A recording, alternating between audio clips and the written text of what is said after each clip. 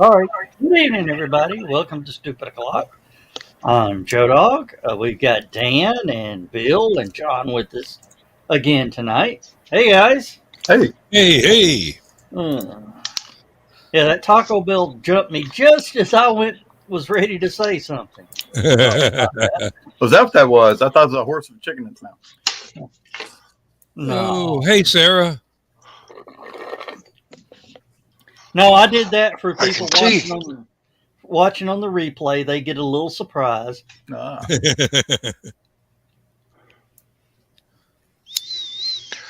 Oh, is everybody ready for Easter?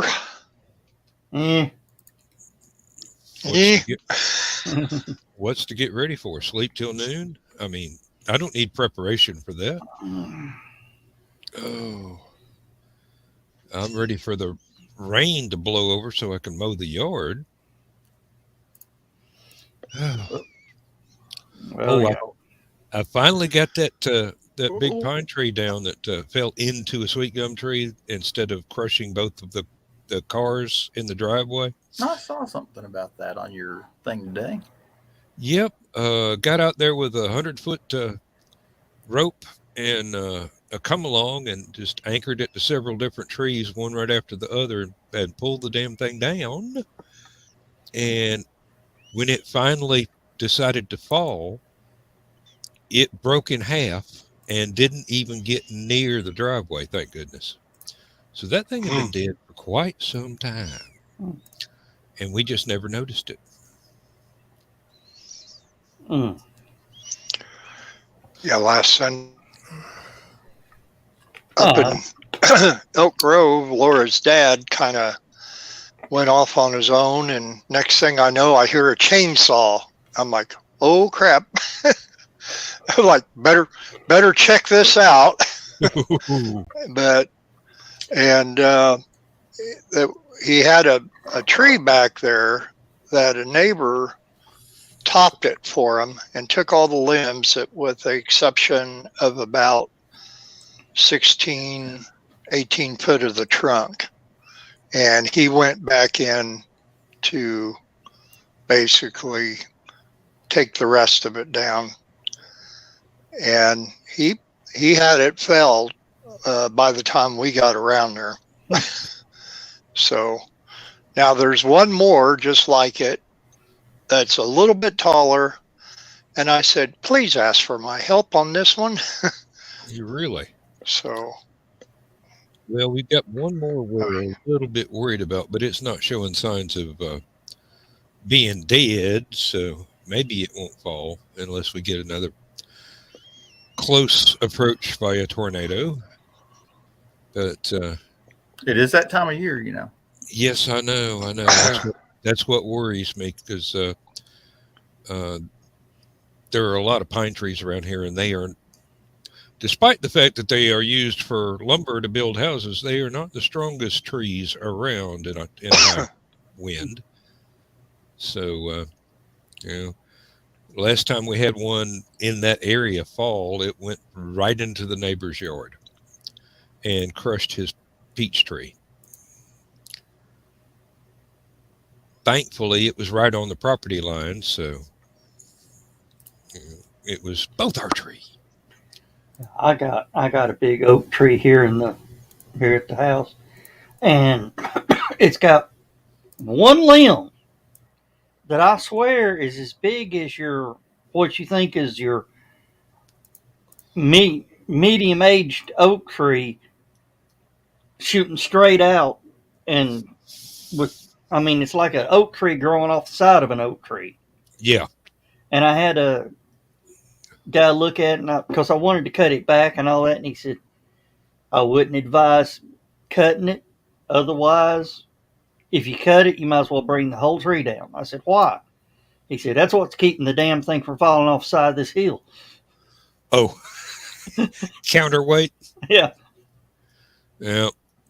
The nice thing is that now that I've got the rope and the come along, I can do the same thing on the sweet gum trees on the side of the house that the insurance company wants me to cut down because they're too close to the house.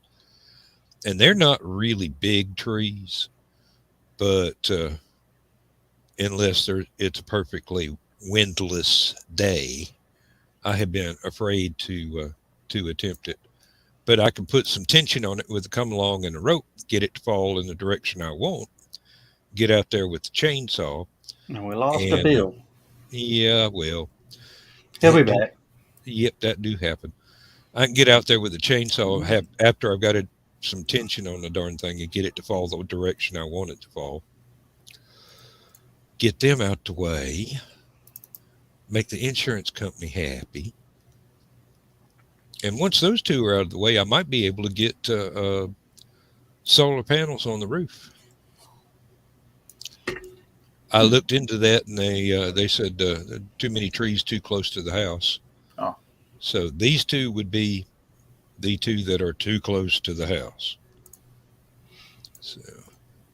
And one thing, our local electric supplier will finance or help you finance solar panels.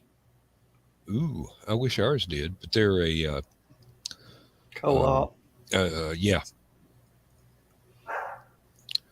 So they probably wouldn't be willing to finance, but I mean, we're on a. Well, they don't finance; they just go to the bank for you. Oh, okay. They make sure I get in debt. Oh. Of course, they're wanting the solar energy. Oh, yeah. Well, I'll be glad to sell them what's left over.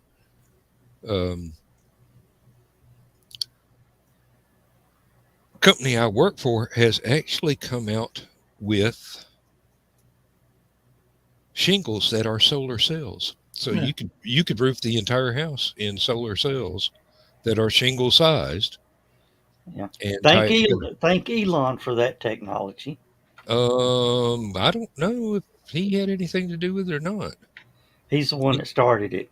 Oh, well, okay. Well, It's called the French, Tesla solar roof. nope. It's That's his. it's the parent company name Solar Roof. The French people that own the company, or the parent company. I wouldn't doubt that Elon had something to do with developing the technology that they licensed for this. Me neither. Yeah, that's what he did. That's what he did. He developed the technology. I wouldn't doubt it at all. And hopefully it would be worth the effort or worth the expense of doing that. But I just had a new roof put on the house a couple of years ago, so it ain't quite time. But I don't know. I might look into that. It would be nice. I mean, the electric bill right now,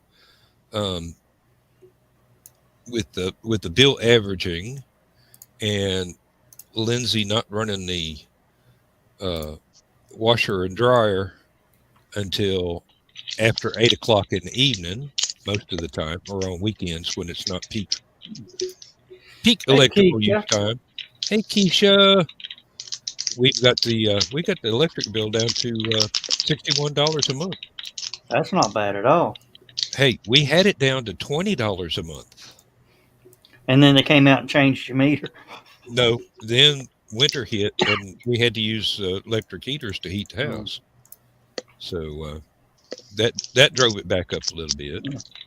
Yeah, that's something that they'll do if your meters, if you start finding ways to lower the money down, they'll come out and change your meter. Well, they can change it all they want. If we're not using the electricity, a new meter's not going to do anything. Water company's the same way. Oh,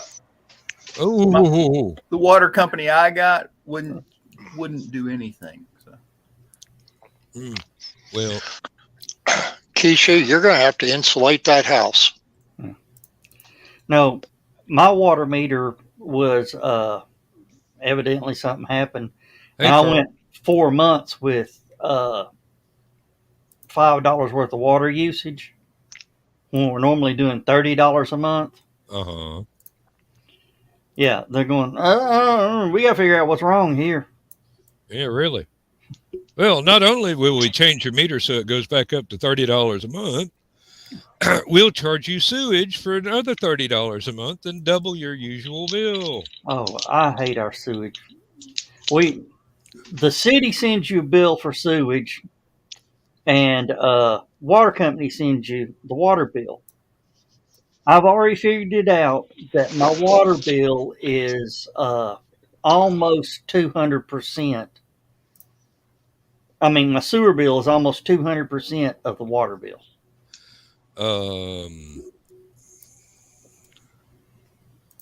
Whoa. That's some expensive dentistry there, Keisha. Yeah. Yes. Maybe we ought not post that on the screen, but No.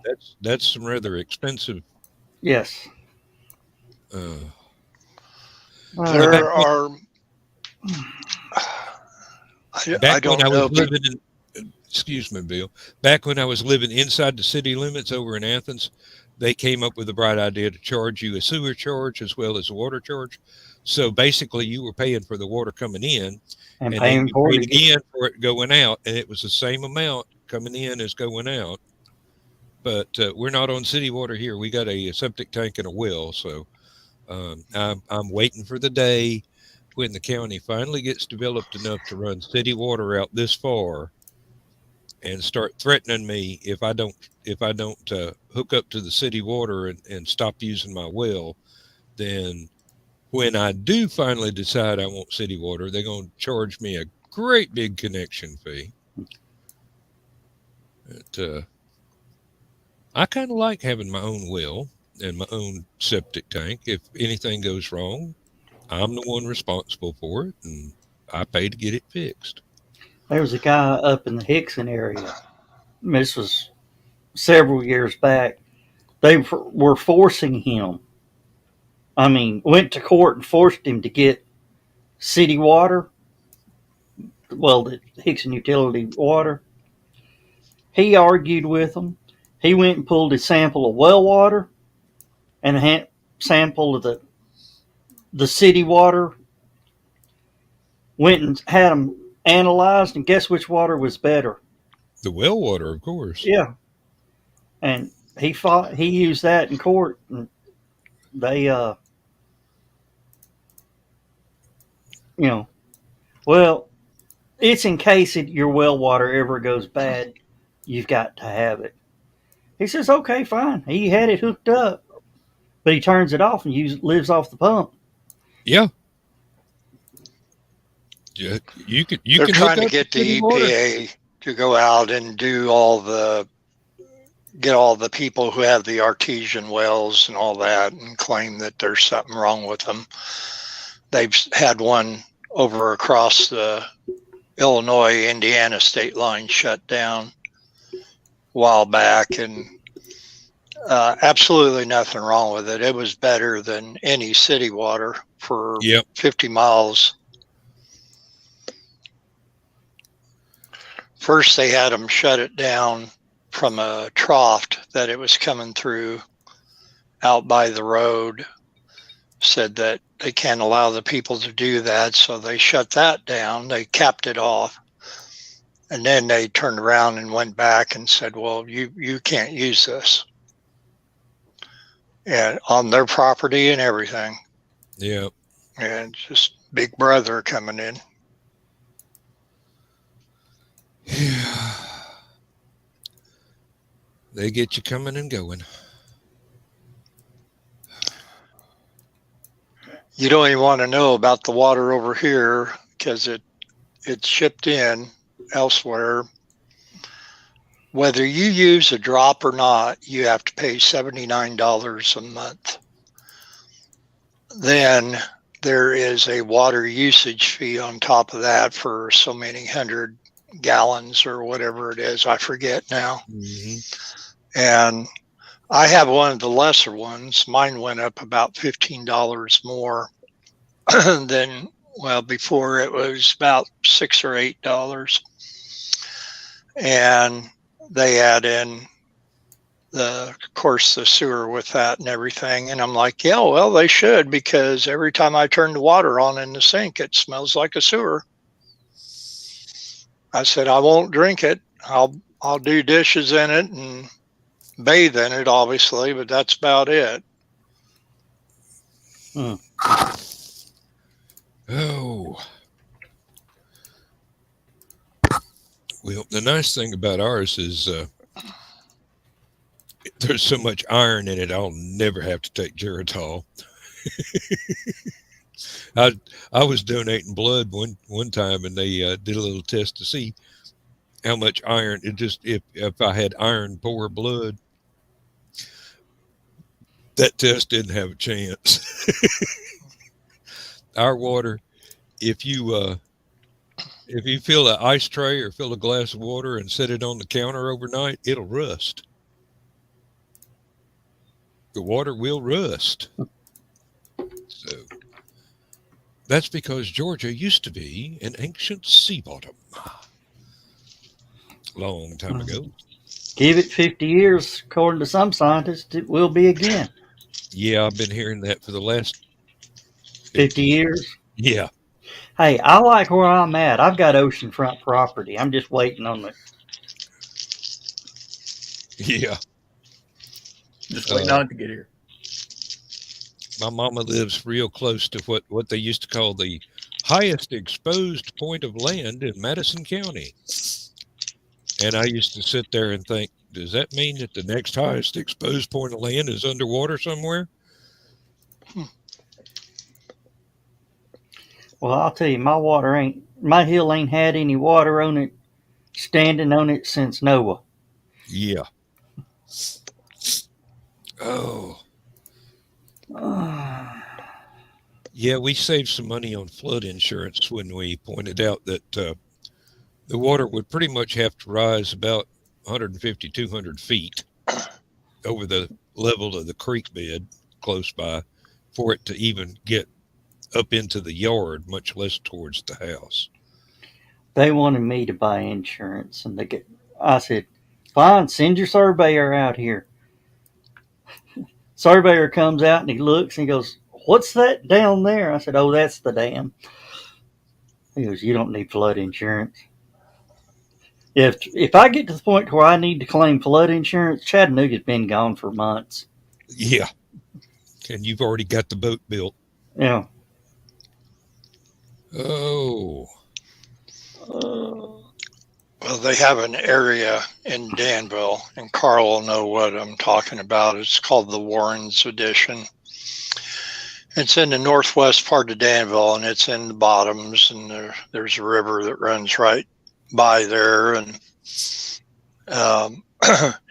people get drunk at the Black Bear Tavern, drive their vehicles off the side into the river every once in a while, but this time of the year, the river breaks its banks, and there is not a single person, including a friend of mine that lives down in the Warrens Edition, that can get flood insurance. They want them all to move out. They can't make a move out. The city of Danville can't do that. But they could say, well, then every time it rains, if something gets ruined, it's going to be at your cost. You won't get any compensation from insurance or anything for it. And most people don't care. Now, there is a neighbor to my friend that lives down there that had built a modular. And a couple of years ago, he decided he was going to raise his 1-story modular to make it a 2.5-story modular. It is the most insane looking thing in the world. And he's doing it solely because of the living in the floodplain down there. And that now his garage and all his tools, they're still on the ground. Yeah, I wondered why they didn't sell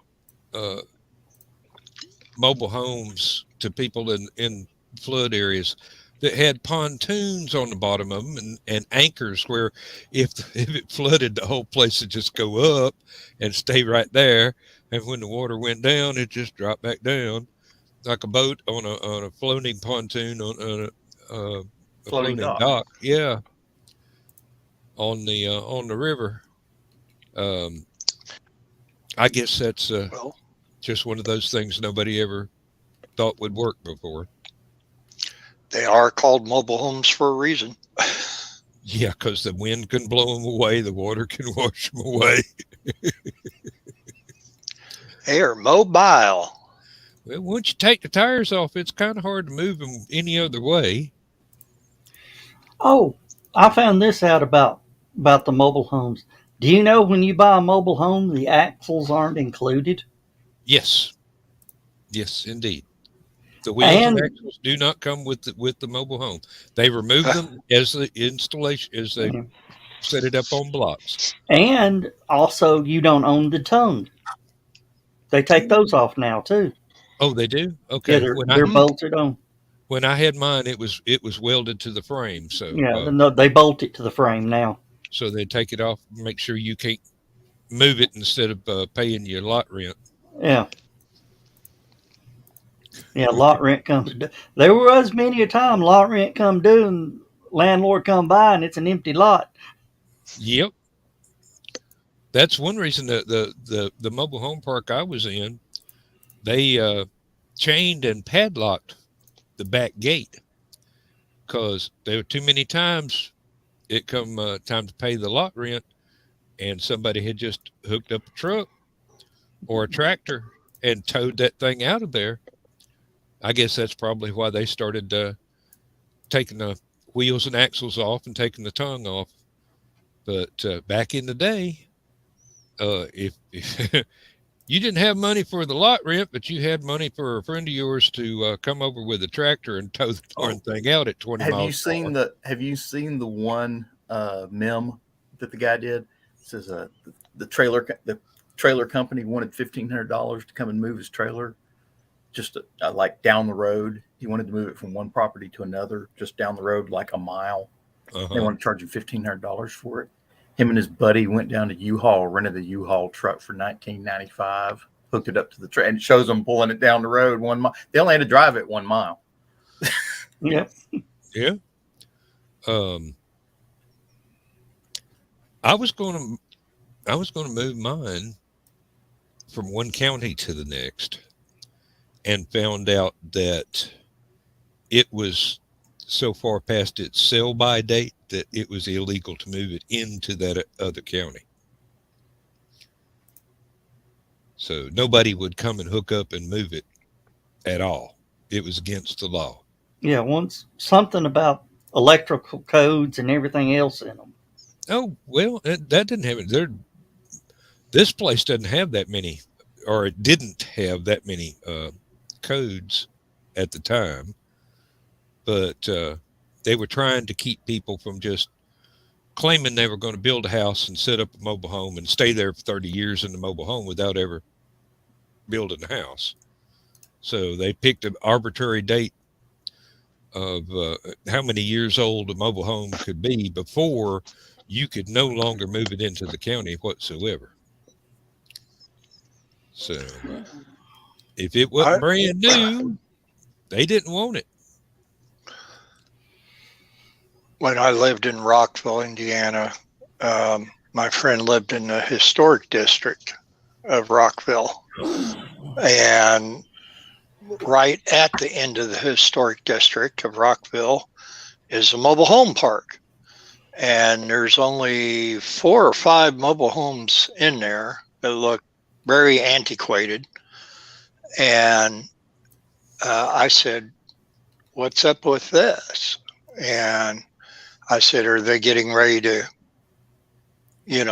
go out of business or leave or tell them to pack up?" He says, they legally cannot tell them to move, but when one does move, nobody else can move back in. So the people that live in that historic district have been patiently waiting about the last 20 years for all the rest of the people to move out. Now, some of them tried to move, keeping the trailer and renting the trailer to somebody else until they found out about it, and then that got them booted. Oh, But yeah, that the little 4 or 5 mobile homes there didn't look so hot next to the big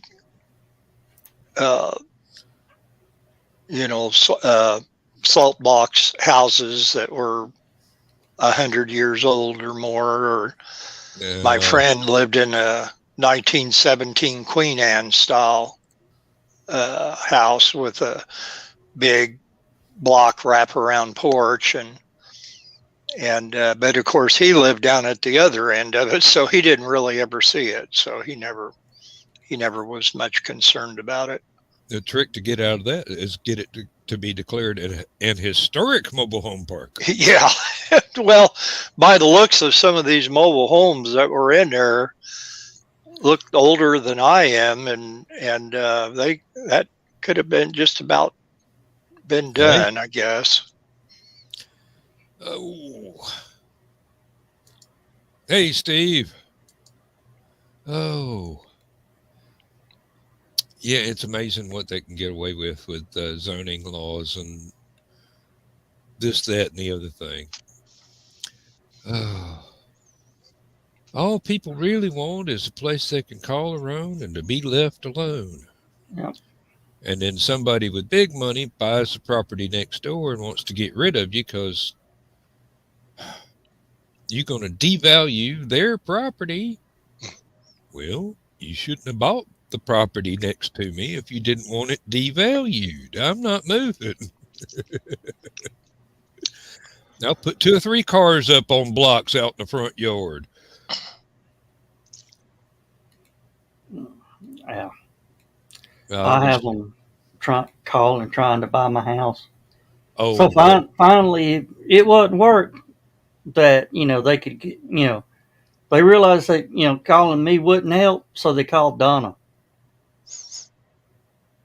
Oh, big mistake.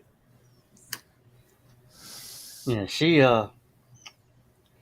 just hangs up on him. I told her, I said, from now on, since they're starting to call you now, the price went to $300,000.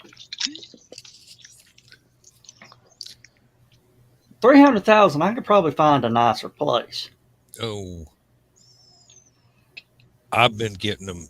They're shoving notes in the mailbox. They're not even actually mailing them. They're driving by and shoving them in the mailbox themselves. Are they putting it inside the mailbox or on the flag? Inside the mailbox. That's illegal. Yeah, you need to report that. Well, That and find out where Yeah. they live and drop a note in their mailbox that says, "I don't want to sell my house." No, hang Drop it in their flag. Don't put it inside. drop a ticking note. well, no, I tell them I would sell my house and land for $15 million a square foot. Hmm. And I've got 1.2 acres, so you do the math. Otherwise, leave me alone. Not going to get anything for it, so why sell it? Now, since you've been talking about mailboxes, I've been thinking about the old antique glass mailboxes that are kind of hard to come by these days because they were usually, that was the mailboxes that, oh, well, I have mail. And of course, eventually, people broke the glass on them and all that. My neighbor had one. I thought they were neater than all get out, but Yeah, they just I remember when the clothesline mailboxes were a big thing, where they had the little docking station out by the street, and they'd run it out there on a thing, and it'd slam it at the docking station, and the guy'd come in, put the mail in it, and flip the flag up. When they went out and saw the flag, they come rolling it back up into the house. I'm sorry about that. Well, no, I did hear one of the cats scratching at the door like they wanted the litter box, but then Bring when your I got mic up a little bit, Dan. oh, I'm sorry. How about that? yeah. I thought I heard one of the cats. Well, I did hear one of the cats, and I thought it was trying to open the door and get to the litter box. When I went to open the door, the cat had already gone back down the hallway. Probably going to Lindsay and go, "Mama, he won't open the door." You know why cats always pause? If you open the door for a cat, they always run over and they'll pause and look around, and they'll look at you and they'll look around for a second, like whatever. The reason for that is when you open the door, they think you're going out too. And when you don't go out, they're like, "What? What'd you see? What's wrong?" Big dog? What? Nope. Well, that's why that little cat box that we made back early in the winter had to be made out of a clear tote because the cats need to be able to see in it before they go in and see out before they come out, just to make sure there's not another woolly booger predator. Yep, that makes sense. Yeah. Gray cat wanted outside, and I finally went, okay, fine. Let him go outside, and I slammed the door behind him, and I don't even think we have the door that has the blinds built into the door. I don't even think they had quit rattling before he was at the door scratching and pawing and screaming for dear life, going, I was just kidding. I was just kidding. Let me in. Yep, So, I was talking about what should be done in Ukraine. I said the first thing we need to do is start sinking their warships in the Black Sea, right? And I'll be darned if the Ukrainians didn't sink one for me on my birthday. Oh, is it actually sunk, or is it finally sank? They were trying to get it back to port, but it's just taking too much damage. The Slava class, which the Moskova, which means Moscow. Slava class is basically just one big missile tub. Okay, there's a whole lot of missiles with a little bit of ship wrapped around it. Mm. And if one of those things catches fire, it's gotta be a nightmare because there's just so much damn ammunition on board. Our U.S. Navy has this thing called a Sea Whiz. Some people call it R2D2. Yeah. It's the 20 millimeter cannon with the big radar on top, shoots down incoming missiles. Average ship has 2 of them. Big ships have 4, smaller ships have 1. Okay. The Moskova class had 6 30 millimeter versions of it. That's not tiny. No, with lots of ammo. And that's the smallest gun on the boat. And the Ukrainians still managed to sneak 2 missiles past their detection system. You gotta have the thing turned on for it to work. Somebody actually has to say, engage, and somebody has to punch the engage button before that thing will start shooting. But it's got those 16 big anti-ship missiles on board. It's got a big twin gun on the nose. It's got what we used to call hedgehogs, or the anti-submarine rocket launchers with the cluster of rockets. Mm-hmm. It's got a bunch of smaller guns and the 30 millimeters, and it's got surface-to-air missiles. It's got 3 different types of surface-to-air missiles on board.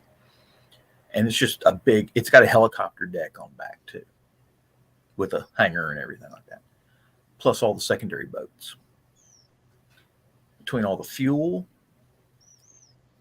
the missiles, the rockets, the gun ammo, everything on board, it is literally a can full of ammo.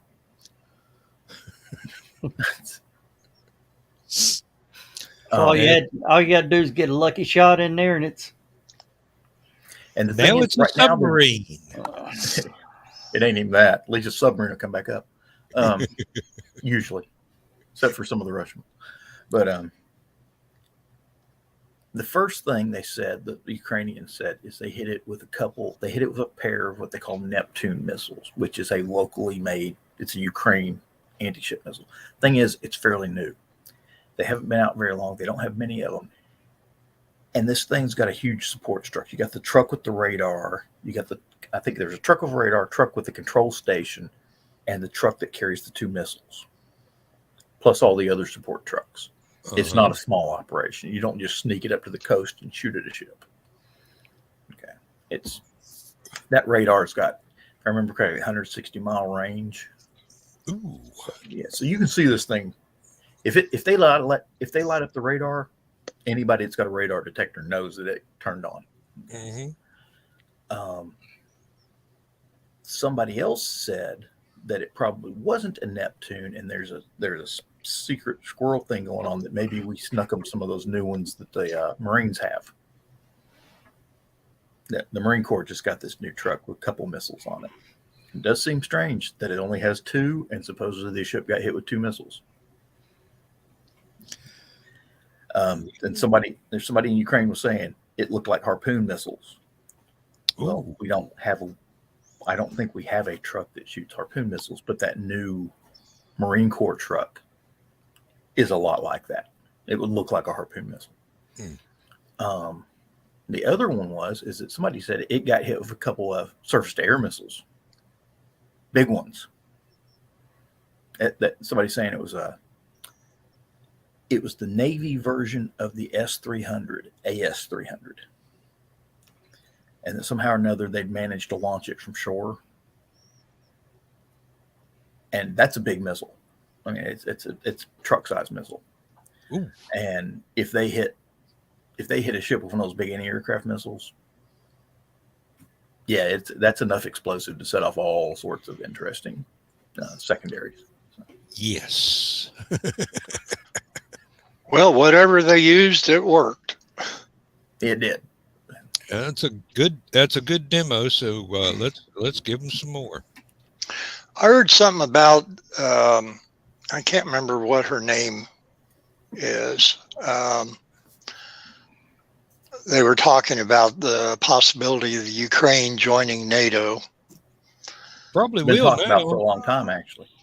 Since it really caught up steam when the Russians annexed Crimea. Yeah. Okay, and that was what basically caused this whole thing. It's been going on since 2012, I think it was. Well, 2016. you could probably go back to Napoleonic Wars for that. But yeah. I mean the NATO thing. I don't think they Yeah. had NATO in Napoleon's time. But Oh, but if they had, no, you're right. The NATO thing, yeah. I was talking about Russia annexing the Crimea over and over again for, grab it, lose it, grab it, lose it. well, they just grabbed it and they're getting ready to lose it again, whether they like it or not. Mhm. Bailiff, whack his pee-pee. I'm glad somebody got that joke because now we know who all the stoners are in the room. Knock it off with them negative vibes, man. Dave's not here, man. See, the thing is, that joke I just told Dan, and he got it, Yeah. was on the Cheech and Chong albums. Wasn't any of the movies. Yeah. That was an album joke. You had to have the album to get that. So. Yeah. I did not have them, but I knew lots of people that did. Same boat. I had a brother that was a stoner. Unfortunately, their copy of Big Bamboo is no longer a collector's item, if you catch my drift. Basketball Jones. Basketball Jones. And I had that 45. what was it? Sister Mary Elephant. Sister Mary Elephant. Sister I had Mary. that 45. Actually, the Dave that Dan was referring to, the Dave's Not Here, that was actually on the B side of Basketball Jones. Open the Yeah. door, it's Dave. What? Dude, open the door. It's Dave. Who? Dave's not It's here, Dave. man. Dave's not here, man. Somebody's saying something bad about Roger. Hey, Ron, how you doing? Hey, Ryan. Hey, Well, Ryan. man, stop hiding behind your sister, Ryan. Ah. Hey, Ryan. And Ryan's like, what? I Yeah. could not find that meta link you were talking about to all your other links. So I actually had to go to YouTube and find all your links and post them up there. So if you would be so kind as to go to that post on Stupid O'Clock and put your meta link somewhere in the replies. Or The comment. link tree, yes. Excuse me, got something in my eye here. Ooh, Fan Expo Philly. We get to hear about that one. I Did you understand. bring us a cheesesteak? That's all I got to ask right there. I understand it was a very good con. That's all I know is I hear it was a very good con. And Indiana Con's coming up starting tomorrow through the 17th, I think. Yes, And that's the Indiana. ones with all the big powerhouse celebrities. Everybody from Star Trek to MASH to whoever. Hey, Well, Nick. Nick, you know where we're at. All you got to do is say, send me a link. Really? Do we Yeah. need to send Nick a link? I Well- think Nick's still on the list. It should- Johnson's link or Bob Evans or Oh, come on. That would make Nicholas the Tennessee missing pride. link.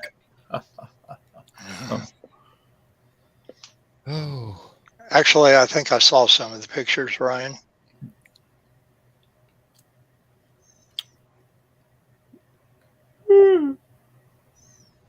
Oh, sorry about that, guys. I'm getting sleepy. You're getting sleepy. Well, I didn't sleep well last night because that storm kept throwing stuff from the roof outside my window. So It didn't even act up around here. Now, power did go out for about 2 minutes, but it wasn't even raining at the time. we got a lot of rain last night. All the feed bowls in the backyard were full of water. So. Oh, We bright did side, I don't too, and I knew it was windy when I saw Margaret Hamilton riding by on her bicycle and the wheels weren't touching the ground. But I did manage to get Toto out of her basket, though, before she got too far away. even today, 50, 60 mile an hour sustained, or no, not sustained, wind gusts, 40 mile an hour sustained winds. And we got another day of it yet tomorrow. And dummy me went out walking in it today. I wanted to get my 6K steps in. Got the extra workout.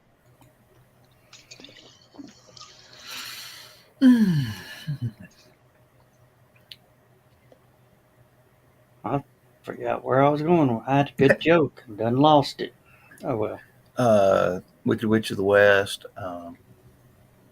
Margaret Hamilton, Toto in a Basket, Bless the Rains in Africa. I know where you're going with the joke, by the way.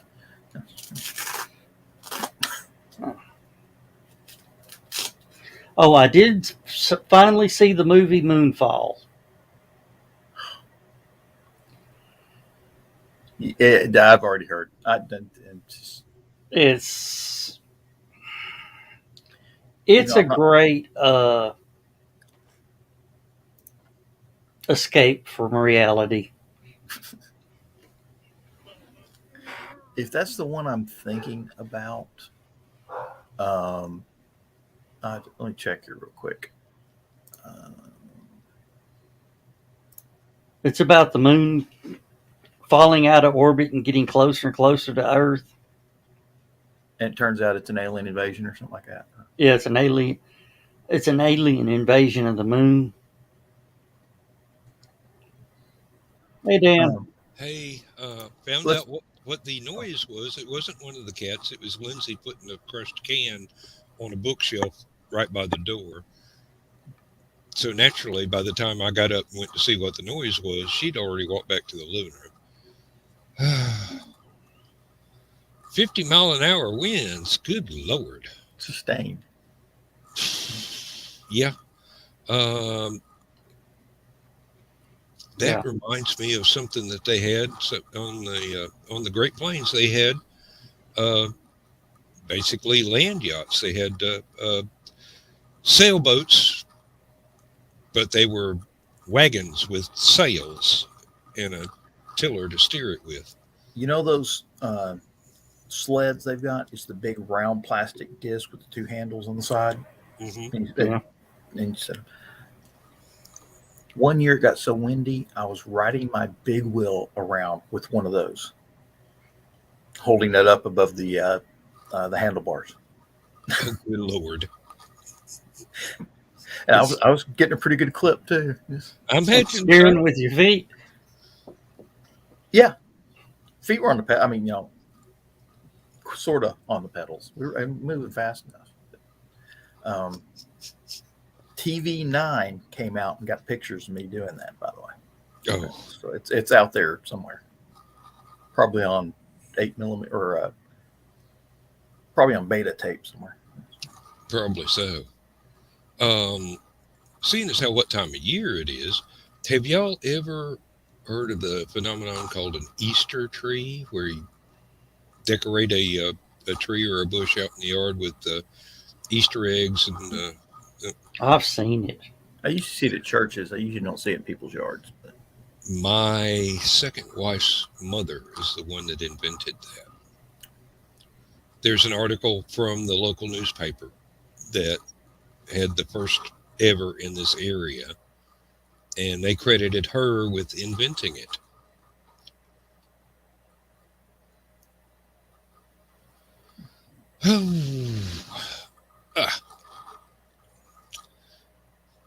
Everybody keeps bowing out. It must be Thursday or something. I don't know. It's Taco Thursday is what it is. I made a Lebanese dish called what was it? Darn it! It starts with a K.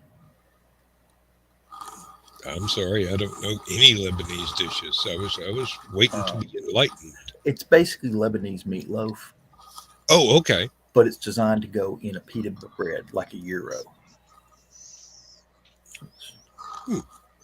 I've never heard of it before, but it sounds interesting. I wish I had chopped up some cabbage to go with it. Hmm. I didn't realize that it was that much like a gyro. If I chopped up some cabbage, it would have been just like a gyro. Cabbage and tomatoes would have been real good with it. Sounds good. Used to have a Euro wrap place in downtown Athens it was within 30, 40 yards of the University Arches there,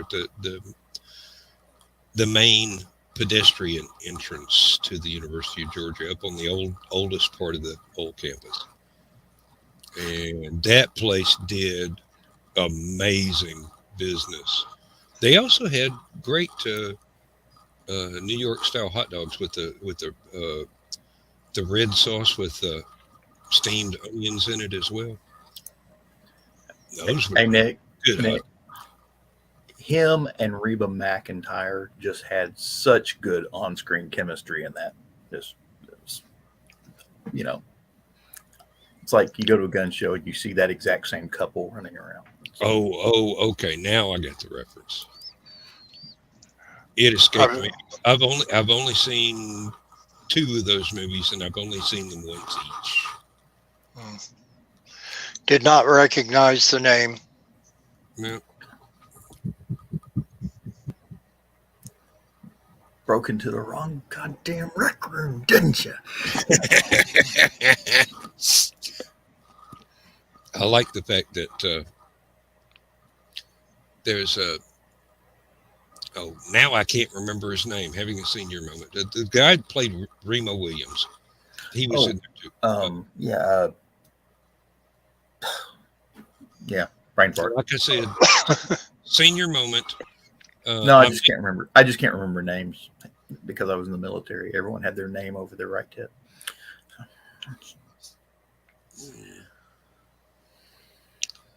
Not going there. Now I'm going to have to look it up. Just because it's bugging me. Anyway, I like his acting. He hasn't done that many things that I know of, but the 3 or 4 things that I've seen him in, I've really enjoyed. So I was shocked to hear about Gilbert Godfrey passing away, only 67. Fred Ward, thank you. Ward. And yes, Gilbert Godfrey, not one of my favorite voices in all the world, but it was one of those grating voices, but the man himself actually was a really nice guy. And somebody, I can't remember if it was Carl or somebody I read on Facebook today saying he never heard if he ever broke character and talked the way that he actually does. And Carl, if you're still in there, I think that's actually how Gilbert Godfrey talked in real life. I've seen him on being interviewed by Rich Cause on the Svengoolie, and he no differently. Okay. And then again, he could have been doing his character for the interview. So many people with a well-known character like that will. I mean, it was hard to get Foster Brooks not to act like he was drunk, even though he was a teetotaler, and it was an act. First time I ever saw Foster Brooks acting not drunk in a TV show was when he was a semi-regular on Mork and Mindy in some of the later episodes. He played Mindy's boss for the TV station.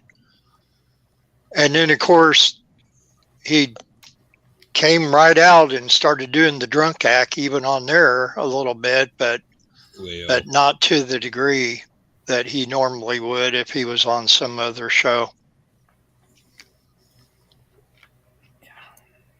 But some people, that's just how they are. I mean, you look at Robin Williams or Jonathan Winters or Don Rickles. I mean, that their character that they portray is actually them.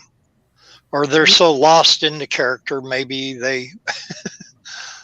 their Robin actual Williams. real life person. You never knew what you were gonna get with Robin Williams. Mhm. Yeah.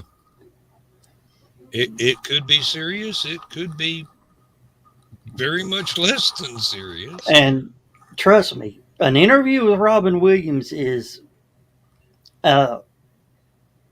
what is it? It's an audience with Robin Williams. ABC did a Mother's Day special once, and they had all these stars come on with their mothers.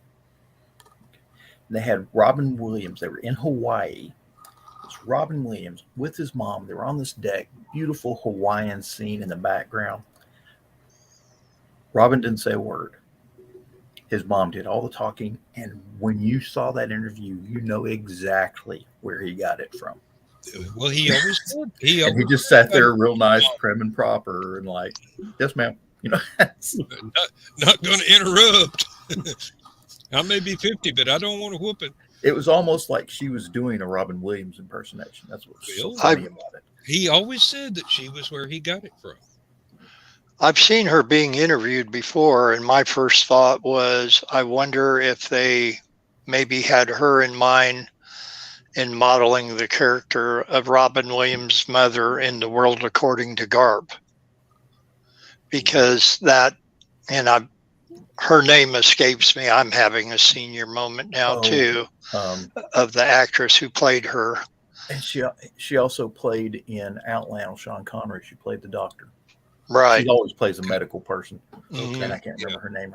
I got the face in front of me. Yeah, I cannot come up with a name. because I loved her doctor role in Outland. I would have loved to have seen her being a doctor on Star Trek. I have not seen Outland since college. There's a movie you need to rewatch. Yeah, probably ought to watch Yep. it again. Yeah. Well, there are a lot of movies I haven't seen since college. Not all of them are that good, but some of them were exceptional. I've just, Oh, and I just remembered what it was I was going to talk about. Oh. When John posted up these, "You sank my battleship." Today is also the 110th anniversary of the worst maritime disaster.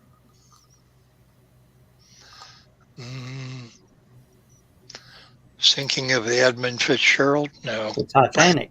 Titanic. Oh, Titanic. wasn't Okay. the worst maritime disaster. It's considered. There was the Gustav something, I can't remember what it's called, but it was a German passenger liner.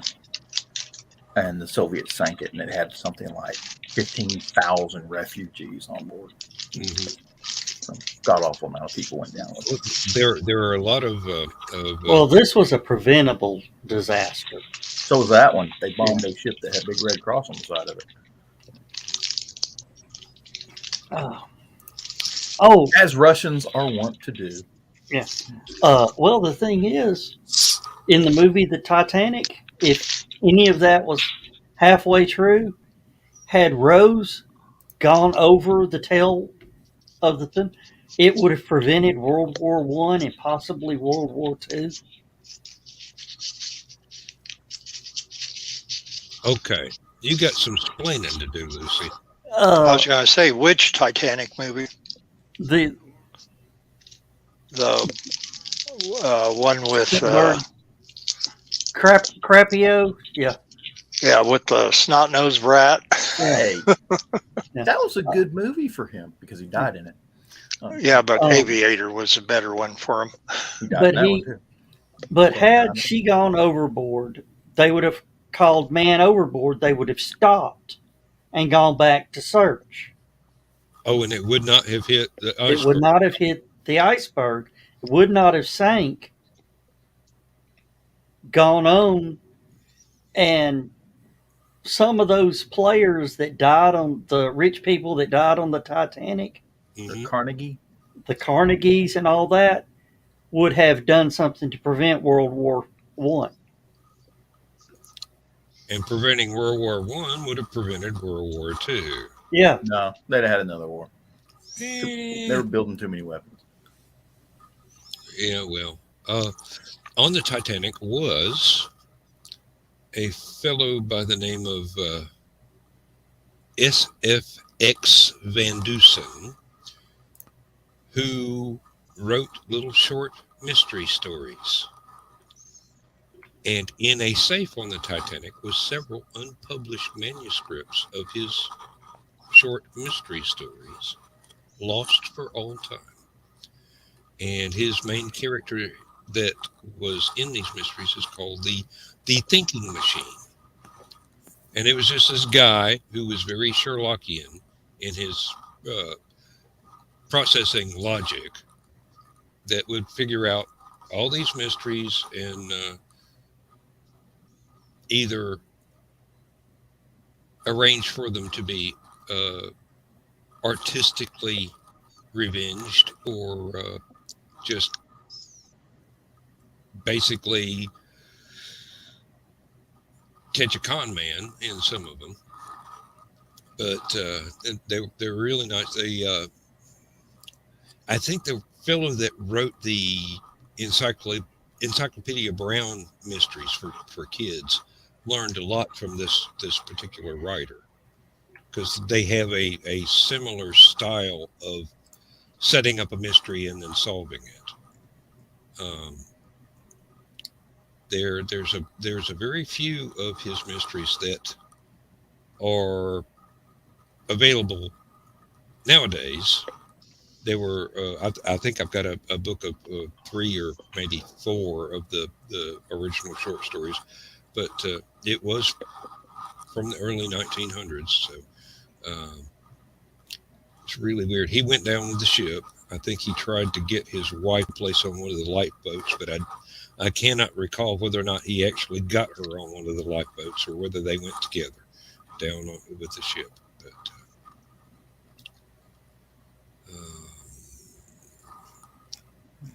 Francis Sternhagen. All right, yeah. Facebook user, you got Sternhagen. That's her, the woman from World According to Garp and. Okay. Oh, okay. Well, okay.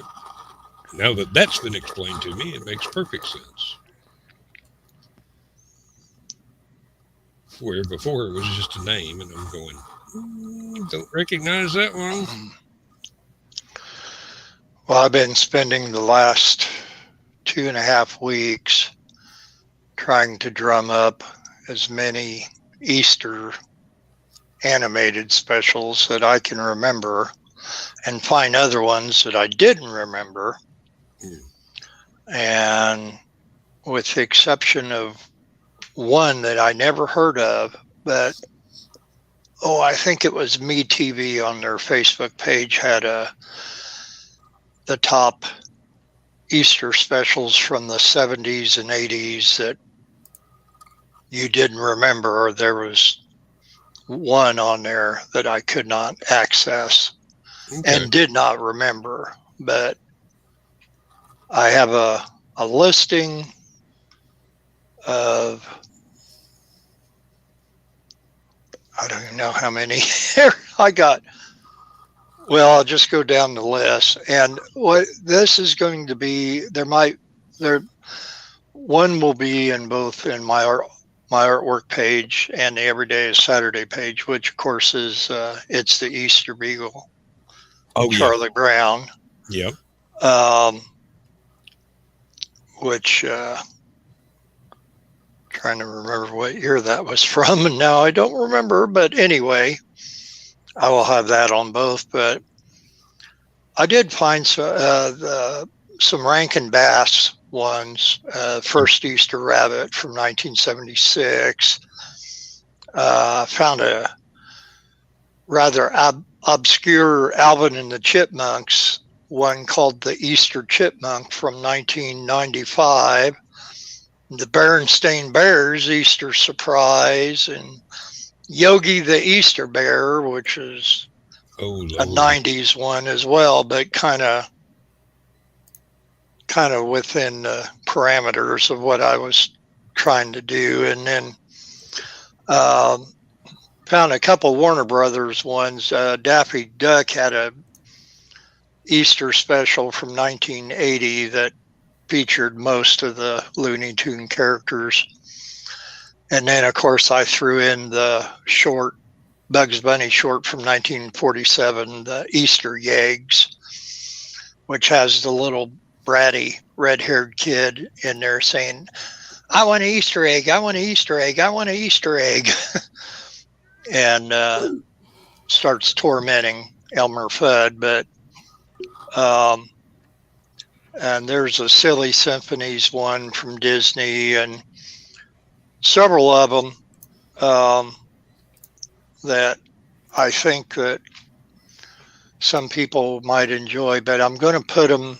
I was originally going to put them on Easter Sunday, but usually people are all kind of busy between church and family outings and dinners and little Easter egg hunts and everything else. So I decided, instead of doing the usual Saturday morning stuff that I do with the commercials and cartoons and PSAs and that I would do all the Easter stuff. Post it all in the Everyday is Saturday Facebook group on Saturday, and then just leave it up and let people watch it at their leisure. If they want to cast it on their TV or save it to their computer and watch it later or whatever. And I tell my little adopted sister about it too. So because there's a lot of things that my 13-year-old niece just does not know the existence of, and some of them she gives you that look like, really? And then other times she really connects to something that might have been out when I was her age or a little bit younger. Yeah, definitely. So, kids these days is kind of hit and miss. I mean, and then you have the problem. Easter is not one of those holidays with a huge variety of fairy tales and whatnot to go with it. I mean, aside from the regular Christian theme to it, there's not a lot that isn't religious that's out there. So when you find something that's just a regular well, I hate to call it mythology, but I can't think of a better word. But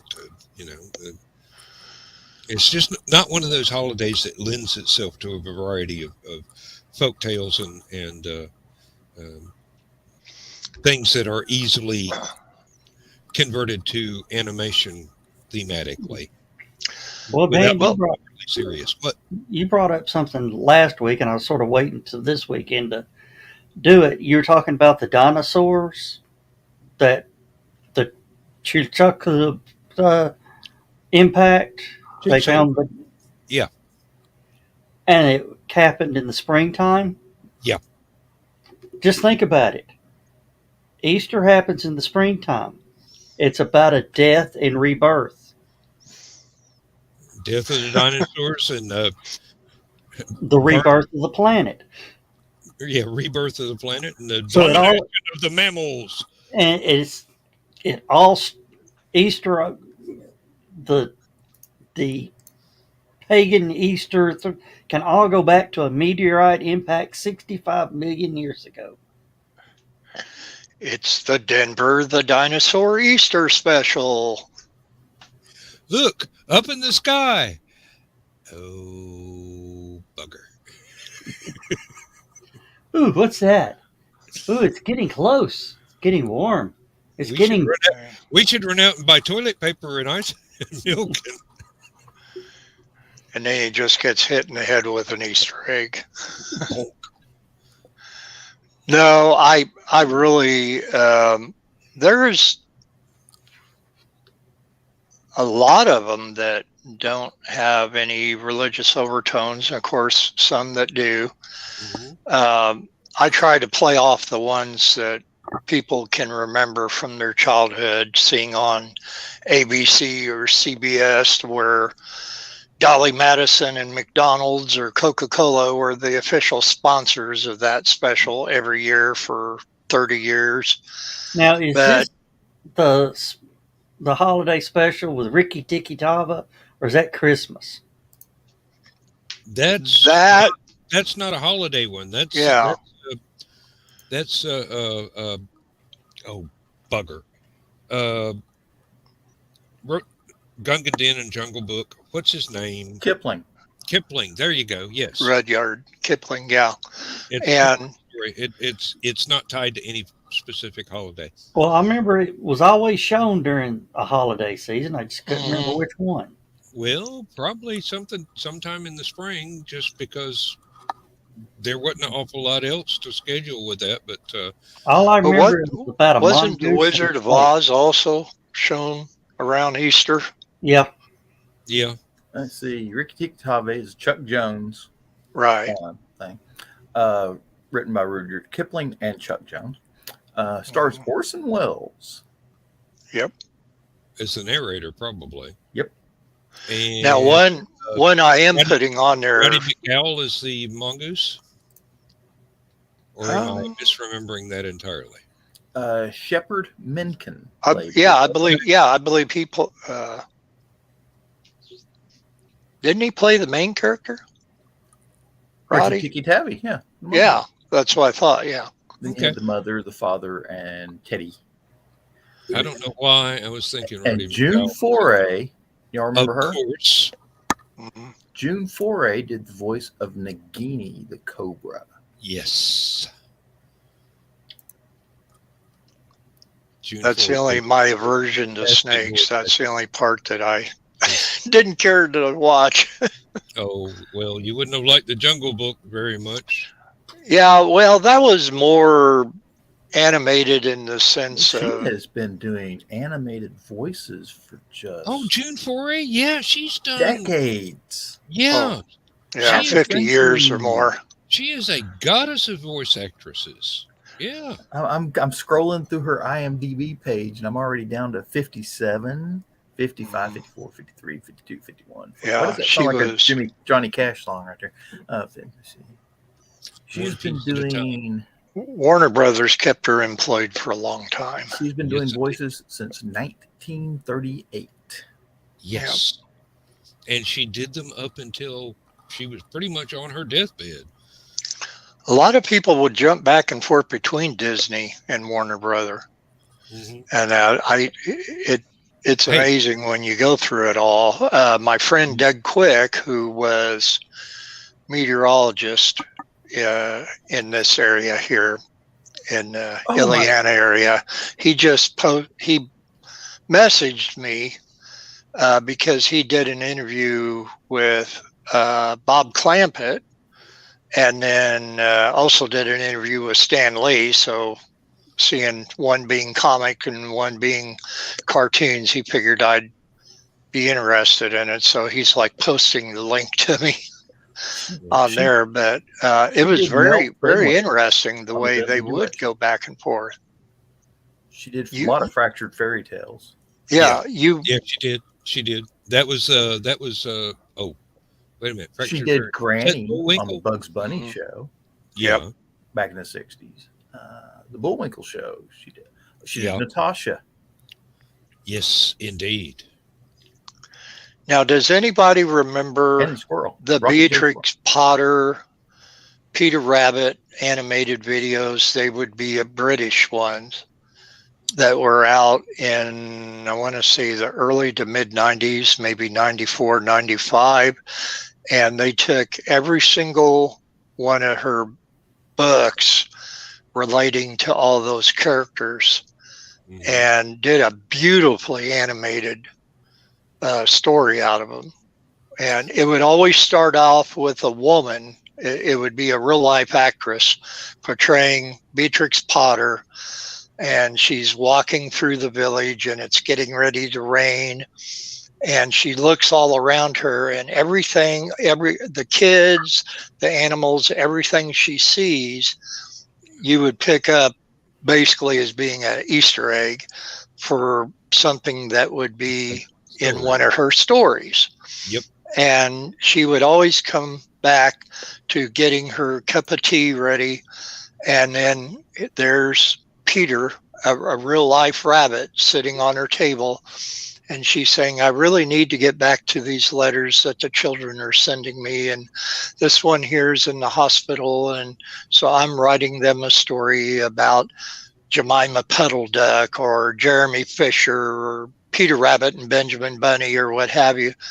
And I will include the Peter Rabbit and Benjamin Bunny one in there because you get to see that's probably the better known one of them all, but they were each about 25 minutes long, basically.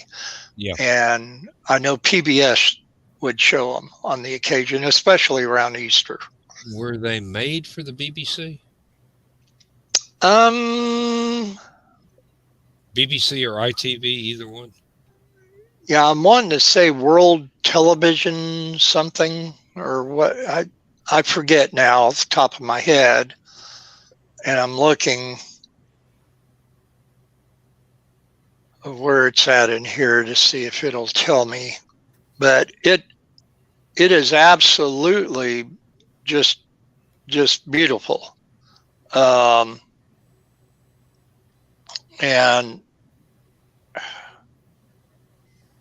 trying to fast forward to the end of it so I can see the credits. But there's a theme song by Miriam Stockley called Perfect Day that you always hear at the end of each episode. And then when they're running the credits, they go back to showing the actress portraying Beatrix Potter going off and posting the story that she wrote for whatever child it was in the letterbox, and the kids are going back out to play after the rain is over with, and they're just, it would put you in the mind of the Hobbit type, yeah, definitely animation. And that was, you were referring to the Rankin Bass Hobbit. Mm-hmm. Yes. And yeah, Perfect Day. There is a BBC music video that features Perfect Day. I wonder if it's the same song, because I bet it is. It would lend itself very well to animation, but it's being sung by Well, all sorts of world famous musicians, vocalists, Lou Reed, not Reba McEntire. Oh Lord, I couldn't name them all. I really couldn't. David Bowie's in it. Kenny G is playing his. Well, I don't know if you actually call that a clarinet because it's got a double reed on it. It's like an oboe. And Dr. John. Lord, I mean, it's dozens of people, but it's a beautiful song. But the lyrics would lend themselves very, very well to animated. Well, you'll recognize this name. The series director and writer for the World of Peter Rabbit is Diane Jackson, which she's done tons of BBC shows. The producer is John Coates. So if it was done for British television, the average episode length would have been 22 to 27 minutes, depending on how long the credits were, because they don't have to take breaks for commercials. Mm-hmm. They do all their adverts in between shows. So, yeah, this is showing as being 25 minutes and 37 seconds long. So, yep. No commercial breaks. No commercial breaks. You have to hold it till the show's over. Or pause Yeah. it or whatever. But yeah, it's and There is having read all the books, growing up, this animated special is very true to Beatrix Potter's books. Mm-hmm.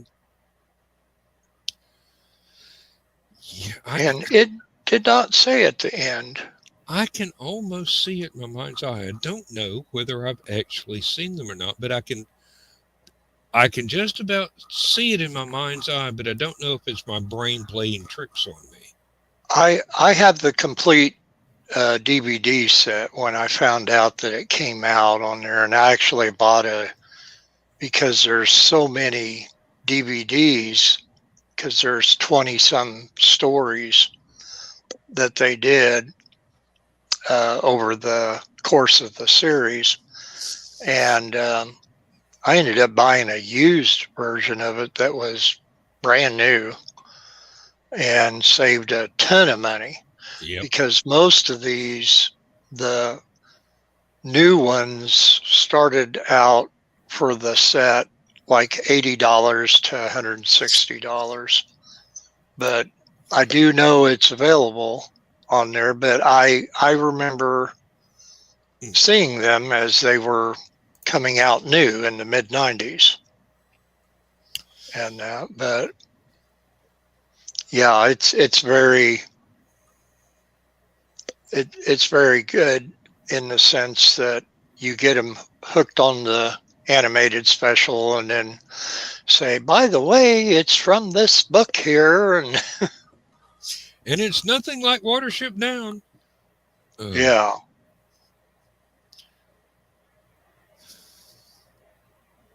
On that note, I have to run to the fridge. I shall return shortly. Oh, I found a story on my MSN feed here just now, and I clicked on it, and it's from Reuters. Well, the problem is the MSN feed is a video only, so I wanted to go to the story on Reuters and read it.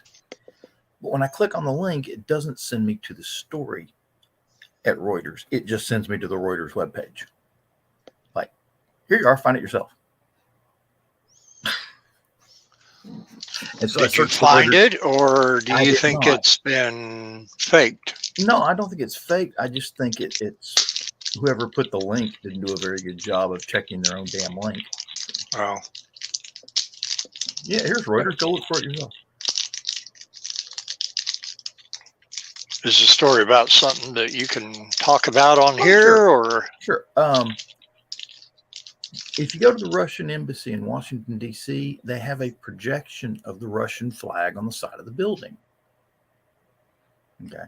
And so somebody has taken another projector and has been projecting the Ukrainian flag over the top of it. And they've got a spotlight out here trying to drown out the Ukrainian flag with the spotlight. So they're having like this projector war on the side of the Russian embassy. Only problem is you can't copy the links from Microsoft because they're whatever they do. But if you go to like Reuters, you can copy it from Reuters. And I'm trying to find it from Reuters so I can actually post it on Stupid O'Clock because it's hilarious to watch the damn flag fight. So. This will be the next one. They'll do the bat signal. That's basically what it looks like, is dueling bat signals. And, so. Well,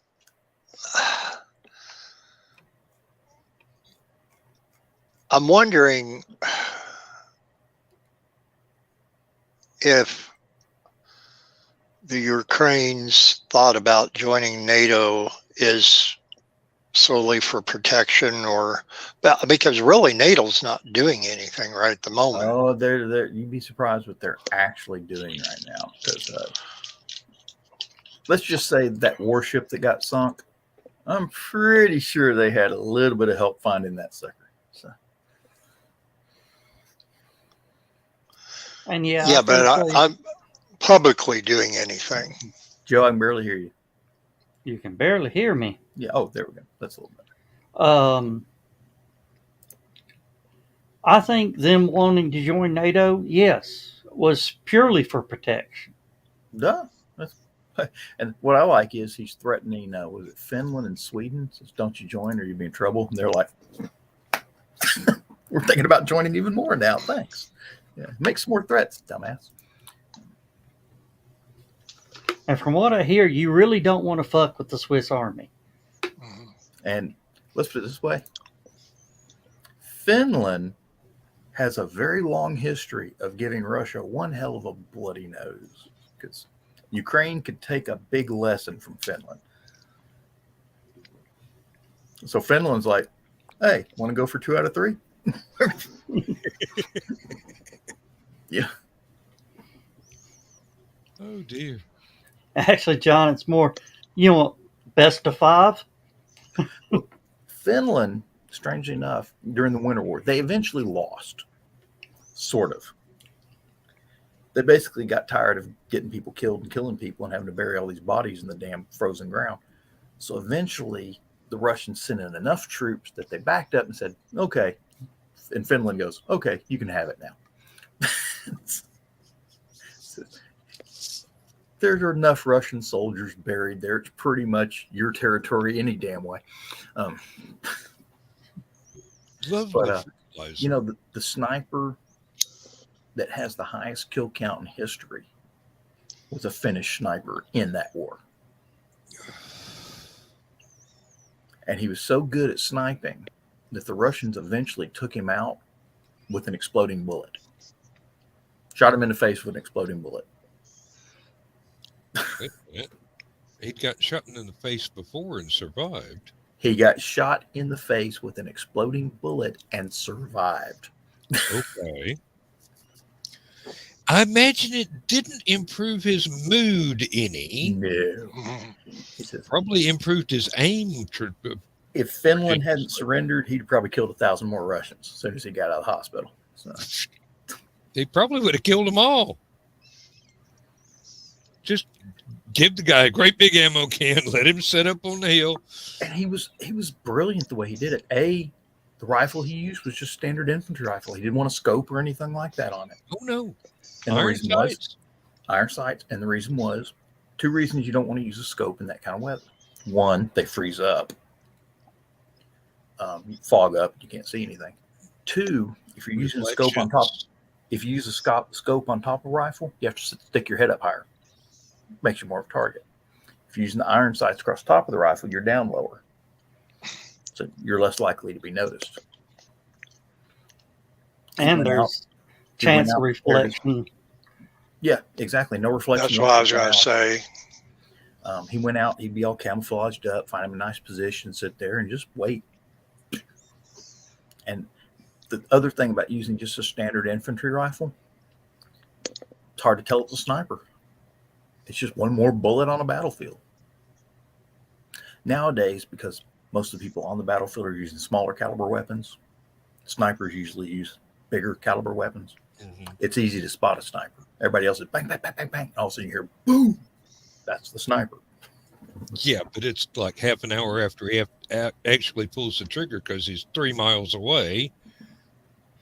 You normally see the guy next to you explode and you turn and look and like, what the hell? Boom! Oh, hell. And by then, that fucker's probably got a second shot off. Yep. He's back in the chow hall eating dinner. Yeah, really. You're sitting there going, what the heck? He's already doing the after action brief and eating chow. Yeah. Well, or aiming at you. Well, you remember the one where the sniper missed twice? Seeing the video, the Afghanistan? The sniper missed twice. First one, it was like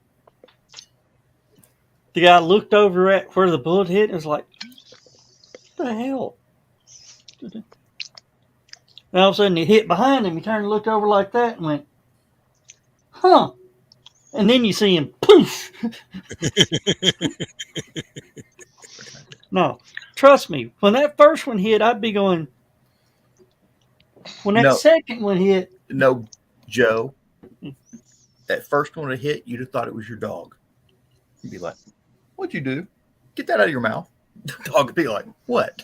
I didn't do nothing." Second one hit, Joe would be go, "That was the cat. The cat's over here doing something. I'm gonna kick this cat's butt." Cat's like, "What?" I'm not Now doing you that." Yeah. now you got me thinking about the Steve Martin movie, The Jerk, where he's employed in the gas station and the he hates sniper's these trying to oil shoot him. cans. Yeah. There's that famous scene from Terminator 2 where she's up there on the hill. She's got the laser on her rifle, and you see the laser crawling up the guy's back. She puts it right on the back of his head just as she's pulling the trigger. That his kid's RC car comes in, hits him in the ankle, and he ducks, and all of a sudden his computer monitor goes. He jumps up, looks at the computer monitor, looks at the broken window, and like she jumps up, flips it to full auto. Full auto is nowhere near as accurate, though. But That rolls into spray and pray. yeah, unique. Yeah, exactly. That was Well, fun. he was already running for cover at that point. So she just hosed the whole room down, and it was a plate glass room. So you get enough plate glass, fine. That's as good as hitting somebody with a bullet. The worst thing in the world you can do to somebody is toss a grenade near when they're standing next to a plate glass window.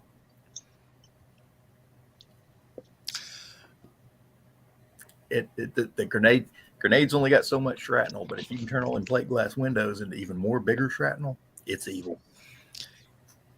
Yeah, I was just thinking of that one from Team America World Police, with the guy standing in a pool of gasoline, and the good guy flips a cigarette down at the puddle at his feet. Done right. You'd put the cigarette out. Mm. It's like what was the one? Demolition Man. Wesley Snipes, Sylvester Stallone, where he had poured gasoline out all in the room. He goes, "Do you smell gas?" And he's sitting there holding a blowtorch. "Do you smell gas?" Sylvester Stallone's got a gun right on him, starts looking around at his feet, and the whole room's just filled with gasoline. Wesley Snipes over there lighting a cigarette with a blowtorch. I think they finally caught the guy, but it's over around close to where Lewis lives. This house literally exploded. Boom. Nobody home. Nobody been home for days. Meth head. No.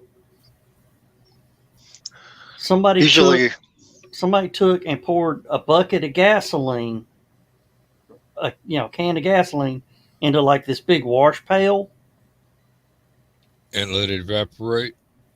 Let it evaporate and had a candle lit in the room. Once it reaches a certain volume of fumes. Boom. Mm-hmm. Yep. Around here, when a house explodes, it usually means somebody who was cooking meth did something wrong. Wasn't paying attention. Mm-hmm. Well, back in the day, there was a large problem with grain elevators and stuff exploding from the dust that was floating around. It still happens. Yeah. And that's a scary thing, because it's not anything anybody would think of as being explosive, but it is. Just those fine particulates in the air, and all of a sudden they go. Well, you've seen the viral video where the guy takes the sawdust and puts it in a like a cannon. And sticks a flare on top of it and fires it off, and then it gets a big fireball from the sawdust. Oh, yep. Mythbusters went and took it a step further. They used coffee creamer. Yeah. Ooh, yep. Betty Crocker cake mix. can actually take a house apart if you know how to repair it right. Yep. It's in the dispersal of the dust particles, and then the ignition. There's something I read. It may be an urban legend or something, but there is a way to prepare a loaf of bread, like French bread that hasn't been sliced, so that you can make it pretty much pop like a firecracker, loud. And Never heard that one. it was something. It was something. It was a children's book, I do believe, or at least the heroes were children, and they had a they needed a distraction, and one of their brainiac crew remembered this old trick of doing something to a loaf of bread so that you could make it pop like a firecracker and distract people. It was Corporal LeBeau on Hogan's Heroes. They did that to Sergeant Schultz. You're kidding. I It am. sound like something he come up with. Yeah. No, and like I said, I do not have the faintest idea whether this has any basis in fact or not. But for a kid's book, it made for some exciting reading, and I was very young at the time. So. Well, Dan, what you said about the grain dust and that, one thing that actually kills people more than the grain dust igniting and exploding, people who actually get trapped in grain bins and drown, suffocate themselves. Suffocate, yes. They have training every year that farmers go through, and they actually made a movie around here. I'm trying to think of the name of it, but they showed the movie for free over at the Fisher Theater in Danville, I think a year or two ago, and it's the simplest of things that people do not think of, and people who are actually trained, and I guess people from the fire department and rescue squad and that, they're getting trained on trying to rescue people from grain bins. Yep. We get that training too. It's confined space entry or confined space rescue, which is even more intense. But the application for our industry is there are places inside factories where there are conditions that something may happen to displace all of the oxygen in that particular confined space. And if you rush in there to try and rescue somebody, you're going to fall over because there's nothing for you to breathe except whatever it is that displaced the oxygen in the air. And basically, you're trained to get on the radio and holler for help and wait for somebody with scuba gear that can come and climb in there and not suffocate and drag the victims out. Because if you go in there, you're gone too. And some of the films that they showed us, there might be 4 or 5 people trying to rescue this one original person, and they don't have the training, they don't have the gear, and they rush in and fall over when they can't breathe. There were some folks going to a convention that mentioned that somewhere in this hotel the convention was at was a room, a door marked confined space, do not enter. And they thought it would be nothing short of fun to go in there and find out what the sign meant. And I go, wait a minute. No, you do not. No. You see that sign? That means there's something behind that door that can kill you dead. It might be electrical. It might be electrical. It might be, say, ammonia, or any number of other gases that would basically push all the oxygen out. It might be an open flame of some kind, a furnace room, something. But you see that sign, you do not go in there. Otherwise, you risk becoming a statistic and having somebody else having to rescue you, or at least drag your corpse out. Uh, Yeah, and, and Sarah's just walking on top of crusted grain.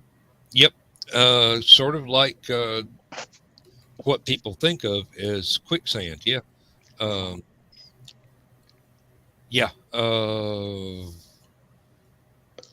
And it works with any, not only grain, but uh, any fine granular thing like flour or whatever. Yeah. Big old silo of ground flour, if there is such a thing. The finer the grain, the quicker you sink. Yep.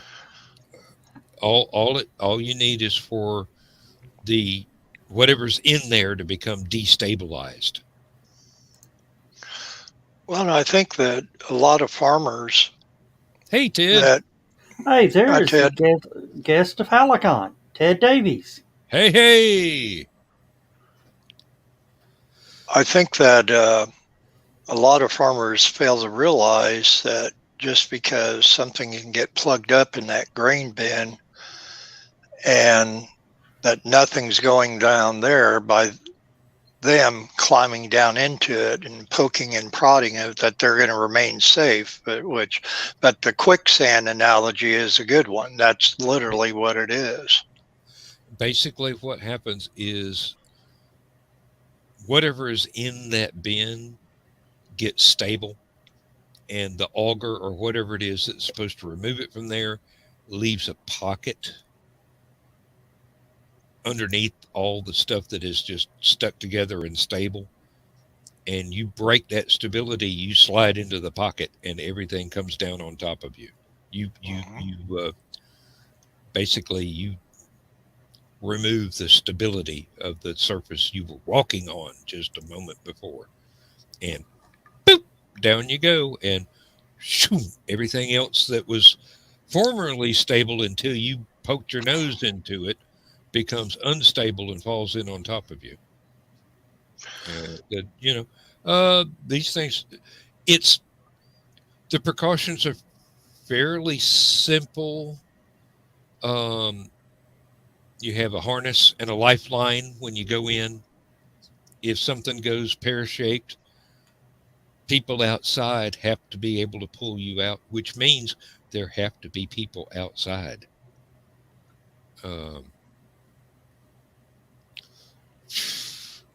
I know a lot about hazards.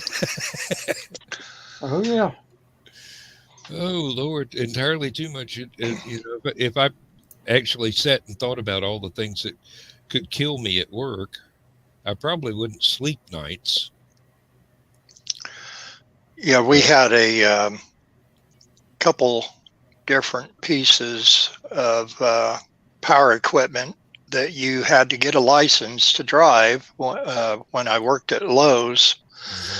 Mm-hmm. One of them was they referred to as the Star Wars, which it was the actual forks would lift up. It was a stand-up type forklift.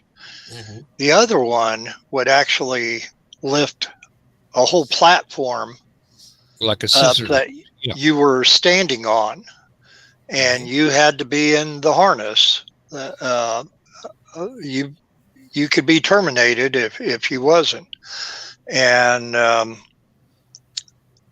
at this particular period of time, they had all of the rolled insulation that was brought in on the trucks in the back. The forklifts would bring in the pallets of them, and the aisle that was in there was too narrow for the forklifts to get only straight in and straight back out. So they would bring in one of these other lift trucks. They would pull in, and the forklifts would bring in the pallets of the rolled big Owens Corning fiberglass rolled insulation in there. You dump that onto their platform, and then they're able to go up and turn and do a lot of tight maneuvering in there. Well, one of the guys had his harness on, and as the forklift driver was going back to get another pallet of rolled insulation to bring back to him, he fell off the platform. Now, the harness saved him, but it caught a snag, and he went about halfway down. Now, typically, all your operational controls are up there, so he's hanging about 10 foot below the platform. He can't climb back up. He can't go the rest of the way down. He's still too high up in the air to take that off to try to just drop down. But when the guy on the forklift came back around with the other pallet of fiberglass insulation, he saw the guy hanging there, jumped off the forklift immediately, knowing that there is a emergency button at the bottom of this that you can push and it will drop the platform down at a slow rate, which will also bring him down at the same time. Yep. And everybody that worked in that department and the two other departments near it had to go through training just for that button because of what happened. Yep. It's standard nowadays on every kind of bucket lift or scissor lift, anything like that, that there is a duplicate set of controls at ground level to drop everything down. Even if the engine has run out of gas, if there's any battery power, the battery can manipulate the hydraulics, right? So that it can be brought down to ground level slowly, as you said, and to try and well, for the bucket lifts, it's like if you're 3 stories up with an air hose blowing dust off the ceiling or something and it runs out of gas, somebody at the ground can actually retract the boom arm and bring it down and set the bucket on the floor, or with the scissor lifts, bring it down, because there's not much else you can do with those besides driving around. And one of the big hazards of using equipment like that is when you've got it actually up and you are in the air. Anytime you actually move it forward, backward, side to side, whichever way you want to go, that adds to the actual risk. And those safety harnesses, most of them have a maximum 6 foot drop before the brake catches them and they won't unwind anymore. And you're hanging there 6 feet below the nearest handhold, and somebody's got to see that you're there and get to your machine and drop it down. There were a lot of years before this became standard operating procedure where I was in bucket lifts 60, 75 feet up in the air with 125 pounds per square inch air hose blowing stuff around. You would actually be moving the bucket. It's like being up in a deer stand on top of a tall tree in a tornado, basically, is what it felt like. And reaction control thruster. Yeah, exactly. You can make yourself seasick that way, because the mechanism is only going to move so far before it goes back, and it's going to go back a little bit further and rock back and forth and back and forth and back and forth till it finally slows down like a pendulum slowly slowing down. And you can give yourself a bad case of motion sickness there, um, even if you don't fall out. I mean, even if you're roped into the bucket, like I said before, the safety harnesses with the 6 foot drop and grab brake. Um, I just wouldn't want to be anybody like that's ground guide. it's Especially if they're getting motion sick. well, you can stand behind the machine rather than up under the bucket. So yeah, and the emergency control panel is usually off to the side instead of directly under anything. Mm. Yeah, when they cut down the water tower, what would be 4 lots up, we had a big water tank. Yeah. They didn't have the ground release. They had to call the fire department up there. Mm. He was about 100 foot up in the air, and it wouldn't come down. It wouldn't. The motor died. It wouldn't. Pressure wouldn't come off, and all that. They had to bring the fire department up, get the boom, and then walk him down the ladder. Oh, Come to find out, it was a 4 hour ordeal from the time the motor quit till his feet hit the ground. that must have been an elderly piece of equipment then. Well, needless to say, he his first direction when he came off was porta potty. Mhm. Yeah. Yeah. Um, Nowadays, the you have to have a very elderly piece of equipment before you don't have that emergency control panel on the bottom. And It was probably his ordeal that was the last straw. yeah, My National Guard unit had a grader yeah. that didn't have hydraulics. Oh Lord. It was all gearboxes. Oh Lord.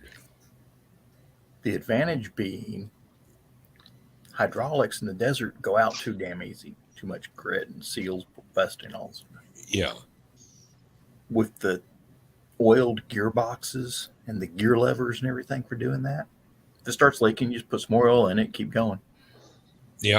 As long as you got those 5-gallon cans of gear oil, you're fine. Mm-hmm. Yep. It's like that old joke about the helicopters, the C-46 and the C-47s.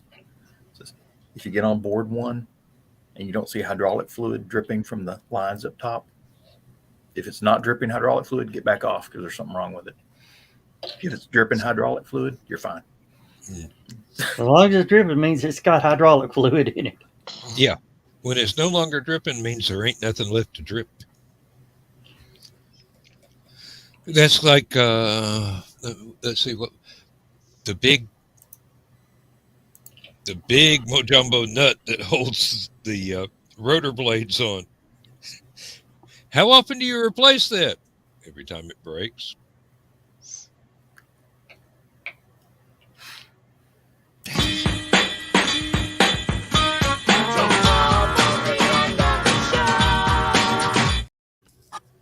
I remember this week. That 2 hours went quickly. Yep. And Dan, I'll get the show set up for next week. I'll go ahead and do this week. Okay. I'll do Saturday night, and then sometime before Thursday show, I'll have everything set up because I will not be here next Saturday night. Okay. I will do my best not to get the days mixed up again. I'm glad that tonight you just had it set up for tonight and not tonight and Saturday night, because last week I did. It's my fault, people. Last week I messed up and I clicked on the wrong show. We were doing a Saturday night show which on Thursday, which messed up the scheduling for the Saturday night show, and the alerts didn't go out to Facebook and YouTube. But that Well, was Dan, when I do that many out in advance, I put the date on it. I know you put the date on it. That don't mean that I'm going to click on the right one. You have a good night, Ted. Thanks for All right, Ted. dropping See, in. Ted. And happy anniversary to you and Christine. Yep. Happy anniversary. And we're going to have to get you on here real soon and talk about some HallowCon stuff. So stay tuned. Is that coming up again? What? Yeah. HallowCon? It seems like just like, like every year we try to have one of these things. Yeah. And believe it or not, we had 6 months ago, and 6 months from now, we're doing it again. Oh, what is it? 11 weeks till LibertyCon? Something like that. Still got to fill up my vacation requests. You might want to get on that tomorrow. For June? Yeah. Yeah, well, that's right. I've only used one vacation day so far this year. I've only got 5 weeks left. Dan, that's what you ought to do your last year is get that 5 weeks of vacation. And then right before it's time to 5 weeks out from retirement, say, yeah, I'm going to take my vacation and just never go back. No. The way it works, and this is traditional. January 1st, you get your 5 weeks vacation for that year. Since I'm on DTO, I don't work January 1st. I work January 2nd. Go in January 2nd, file for all 5 weeks and my personal days, vacation time. Come back after that 5 weeks, work half a day, never go back again. And use that half day to haul your crap out. Oh hell no! I'm going to use the month or two between Halloween and Christmas to get all my junk out. I mean, it's going to be at least 2 trips in the van. I mean, after 46 years in the plant, I've got a lot of stuff that belongs to me that I have to use every day. So, well, you ought to do like one boss that we had. He started almost 6 months ahead of time, and just slowly taking one thing at a day. mm-hmm. And then day comes up, he's already retired, and no notification was given. Well, the hard part, hard part for me is going to be I've got to take my heater in the wintertime, and I've got to take my coffee pot. Now, that's going to have to be the last 2 things Out the door. That winter. Yeah, that's going to have to be the last 2 things I haul out of there. They see those 2 going, they're going, damn, he's really gone. He ain't coming back. All right. It's time to say good night, everybody. Good night, everybody. Y'all have a good one. Thanks, Thanks guys, for jumping in with us. Thanks, everybody in the chat room. We appreciate y'all being here. And good night.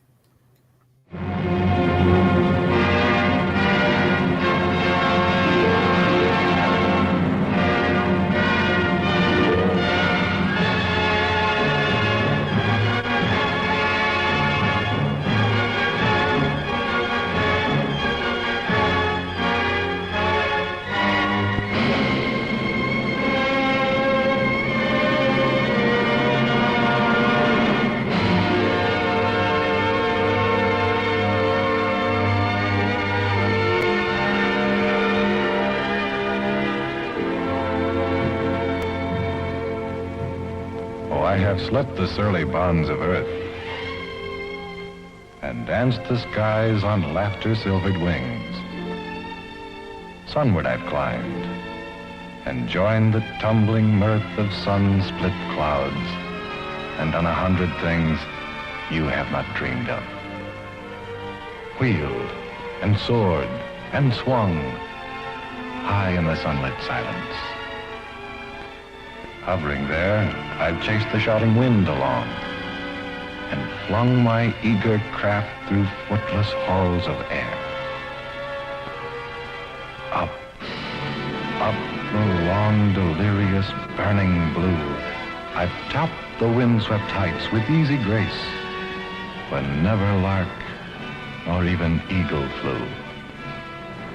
And while with silent, lifting mind, I've trod the high, untrespassed sanctity of space, put out my hand and touched the face of God.